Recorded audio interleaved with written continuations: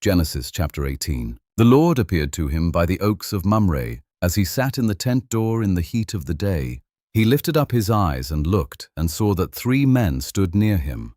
When he saw them, he ran to meet them from the tent door, and bowed himself to the earth, and said, My lord, if now I have found favor in your sight, please don't go away from your servant. Now, let a little water be fetched, wash your feet, and rest yourselves under the tree. I will get a piece of bread, so you can refresh your heart. After that, you may go your way, now that you have come to your servant. They said, Very well, do as you have said.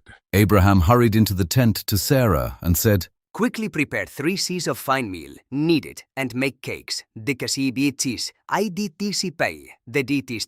Abraham ran to the herd and fetched a tender and good calf and gave it to the servant. He hurried to dress it. He took butter, milk, and the calf which he had dressed, and set it before them.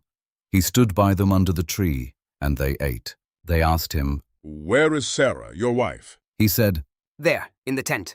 He said, I will certainly return to you at about this time next year, and behold, Sarah your wife will have a son. Sarah heard in the tent door which was behind him. Now Abraham and Sarah were old, well advanced in age. Sarah had passed the age of childbearing. Sarah laughed within herself, saying, After I have grown old, will I have pleasure, my Lord being old also?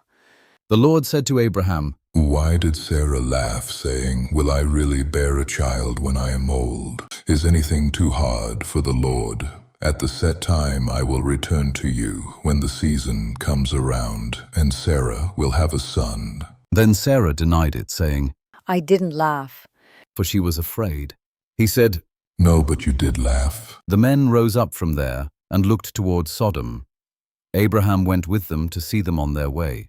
The Lord said, Will I hide from Abraham what I do, since Abraham will surely become a great and mighty nation, and all the nations of the earth will be blessed in him?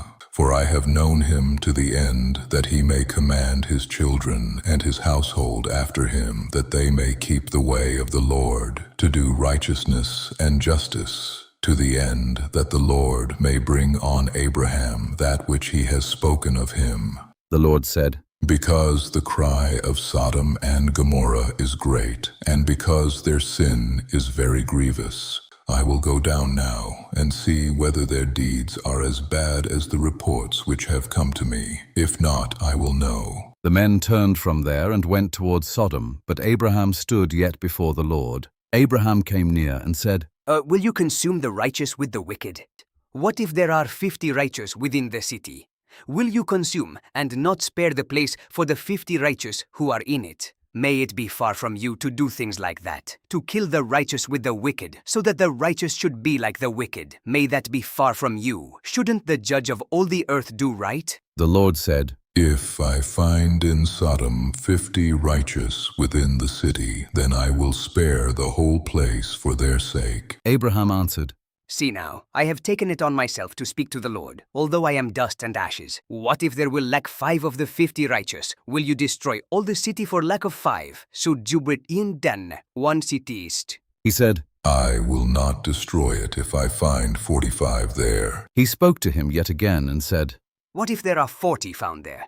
He said, I will not do it for the 40's sake. He said, Oh, don't let the Lord be angry, and I will speak. What if there are 30 found there?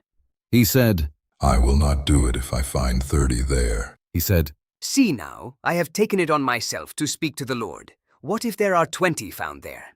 He said, I will not destroy it for the 20's sake. He said, Oh, don't let the Lord be angry, and I will speak just once more. What if 10 are found there? He said, I will not destroy it for the 10's sake. The Lord went his way as soon as he had finished communing with Abraham, and Abraham returned to his place.